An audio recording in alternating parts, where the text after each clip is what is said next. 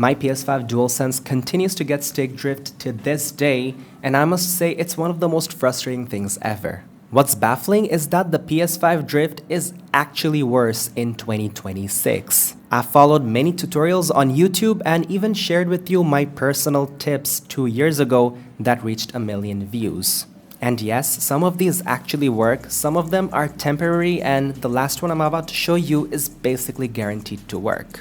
Today, we're going from easiest fixes to the more time-consuming but permanent fixes. So don't skip straight to the surgery mode unless your controller is fighting for its life.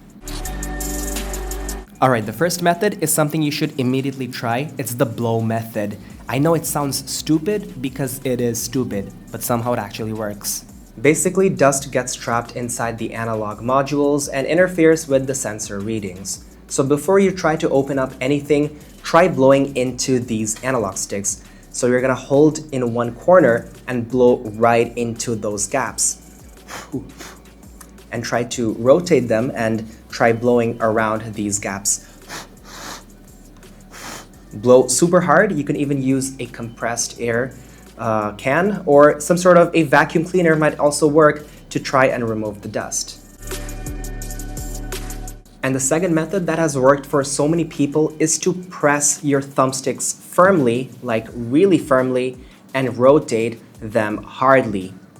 Lift them and then press them, lift them again, and just repeat this process in random directions and try if this solves your issue. Additionally, it's also worth trying to reset your controller. So if you don't know how to reset a controller, you'll have a little black hole at the very back of the controller. So take a little pin and hold it there for 3 seconds, and this basically resets all the sensors in your controller and may even solve your issue. Also check for any firmware update from your PS5 console. The third method involves using a contact cleaner or some sort of a hand rub. You can also use isopropyl alcohol. I'm just going to use a bit of it on a cotton swab, or you can even use tissue paper. And the idea is we're going to rotate the thumbsticks and we're going to clean them around, trying to remove any sort of unwanted dirt or those unnecessary dust. Those solutions were pretty quick and may even solve your stick drift if you have a minor drift. But in the case where your controller is still drifting, we need to look at the controller at the hardware level. So therefore, we're gonna have to open up the controller. So just a little disclaimer, do this at your own risk, but that being said, disassembling the PS5 controller is not that difficult anyway. The easiest way we're gonna do it is to first take off the black faceplate. I like to use a little spudger. You can even use a guitar pick, a credit card, or even your nasty nails. So I'm just gonna poke this inside and just pop this up. Just like that, and we're gonna have to pull this up just like so, and I can see that the controller is already so dirty. I have to clean this up anyway. Now we're gonna take off the little 2 bumpers, so I'm just gonna poke my screwdriver inside the bumpers and pop them open.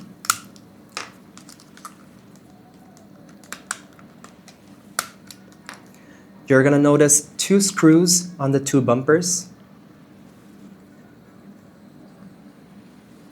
And you're gonna also find 2 more screws on these handles.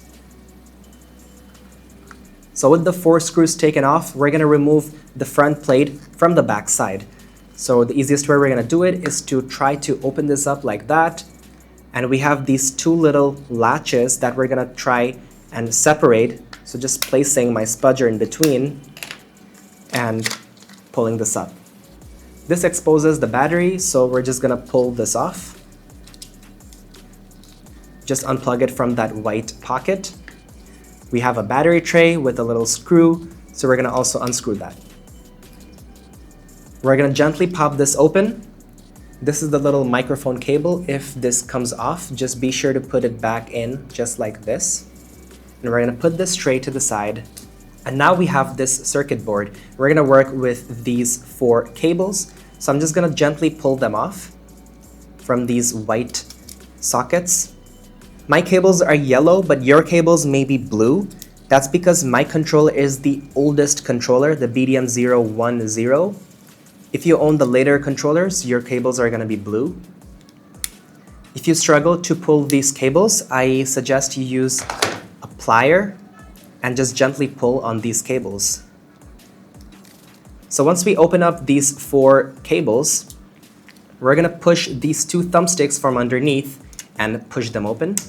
You might have a little black gate, so just push it.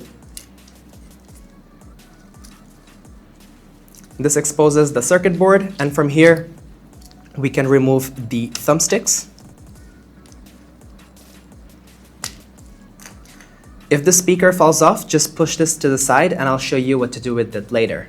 All this exposes the 2 joysticks that have been causing your drift, and we're gonna work with them. In my case, I have Hall effect joysticks, just ignore that for now. If you open up your controller for the first time and you've never worked on these modules, this is what you're gonna find. These are the typical classic potentiometer-based joystick modules that you will find on your controller. And that essentially leads me to method 5, is to do some deeper cleaning on this potentiometer-based joystick. Potentiometers are basically these 2 green gates. In your case, this joystick will be on the motherboard, so you're gonna have to work while it's on the motherboard. But in my case, I have one separate just so that I could show you on camera in further detail. The first thing we're gonna do is to take off this green gate from the joystick. So I'm gonna choose something sharp like a tweezer. You can even use a push pin and just poke into these 2 little holes. This should expose the green potentiometer out of the joystick. What we're gonna do with this is find the little white sensor that's sitting inside the potentiometer. I'm just gonna pull this off. This white sensor essentially reads the movement from your joystick, one that detects the up and the down, and the other detecting the left and the right. So these white sensors essentially get dirty over time, and what we're gonna do is to clean them up. So just like before, I'm gonna apply some isopropyl alcohol or contact cleaner and try to clean this white sensor because there may be a lot of debris that's hidden beneath these little metal rings. So we're just gonna try to remove all that dust. And once you've done cleaning it, we're just gonna place the white sensor back into the potentiometer. This fix works really well if dirt is the problem. And while we're at it, it's worthy of trying to clean the interior of these potentiometers. So I'm just gonna take off this white sensor, and you might even try to clean these interiors. Basically, if cleaning didn't work, the potentiometer themselves may be worn out physically. These parts are cheap and easy to find, but the problem is the labor work that's involved with the disassembly. And to put these back together, I'm just gonna align the tabs and just push it towards the joystick module and press them firmly.